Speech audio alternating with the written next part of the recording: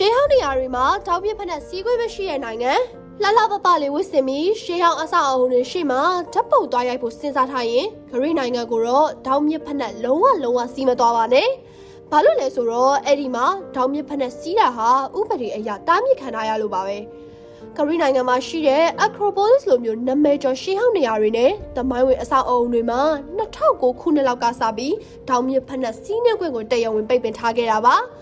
လာလေပရိသတ်တွေဟာဖက်နှက်အပြားဒါမှမဟုတ်အားကစားဖက်နှက်တွေကိုပဲစီးခွင့်ရှိပါတယ်။ဘာကြောင့်ဒီလောက်တင်းကျပ်ရတာလဲ။အကြောင်းရင်းကရှင်းပါတယ်။တောင်မြစ်ဖက်နှက်တွေရဲ့ချွန်ထက်နေတဲ့ဖက်နှက်ခွာတွေဟာနှစ်ပေါင်းထောင်နဲ့ချီတက်တန်းရှိနေပြီဖြစ်တဲ့ရှေးဟောင်းစကြင်ကြောက်ပြားတွေကိုစီးရထင်စေတာ၊ကွဲအပ်စေတာတွေဖြစ်စေလို့ပါပဲ။ဒါအပြင်ဒီရှေးဟောင်းနေရာတွေမှာတရေစာစားတာအေးတောက်တာတွေကိုလည်းခွင့်မပြုပါဘူး။ရေတန့်တစ်ခုပဲတောက်ခွင့်ရှိပါတယ်။ဒါဟာသူတို့ရဲ့တန်မိုးမဖြတ်နိုင်တဲ့သမိုင်းဝင်အမွေအနှစ်တွေကိုနောက်ထပ်2000ချီထိမ့်သိမ်းထားနိုင်မှုအတွက်ပါ။ဒါကြောင့် fashion ကြလှဖို့ထက်သမိုင်းကိုထိမ့်သိမ်းဖို့ကပိုအရေးကြီးရဲဆိုတာကိုဂရိနိုင်ငံကသက်သေပြလိုက်တာပဲဖြစ်ပါတယ်။ဒီလိုစိတ်ဝင်စားစရာကမ္ဘာဥပဒေတွေနဲ့ဗဟုသုတတွေကိုသိချင်ရင်တိလိုရာ channel လေးကို follow လုပ်ထားအောင်နော်။အဆုံးထိကြည့်ရှုပေးလို့ကျေးဇူးတင်ပါတယ်။